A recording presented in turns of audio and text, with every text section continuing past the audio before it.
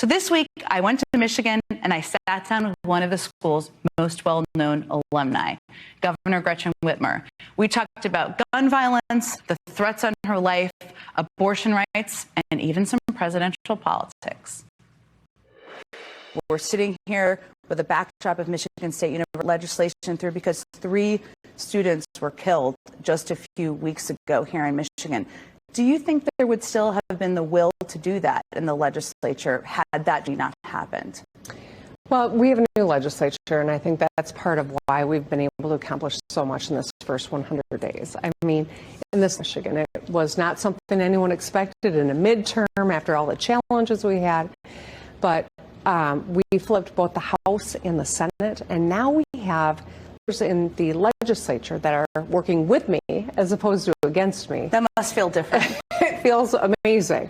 But, you know, I think mass shootings that play out across our country every single day mean we've got to take action. You know, I said not long ago, the time for only and prayers is over.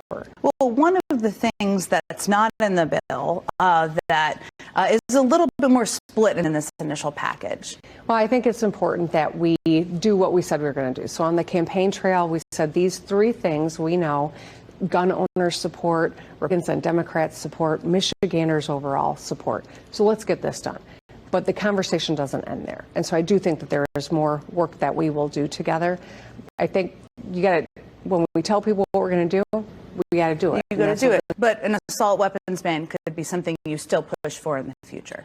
I think, you know, the conversation will continue. I'm not going to draw lines. I'm not going to endorse anything. I'm not going to put timelines on. But I do think that this gets us started. A fair amount.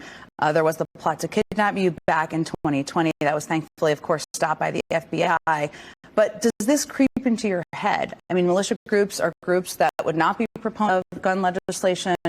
Does it creep into your head as you're thinking about pushing this forward and getting this passed and what the... I mean, I'd be lying if I said I don't think about all the threats that I have received or that my family has received or that other public officials have received. It is so scary and so common in this country right now for people to just threaten someone with whom they disagree.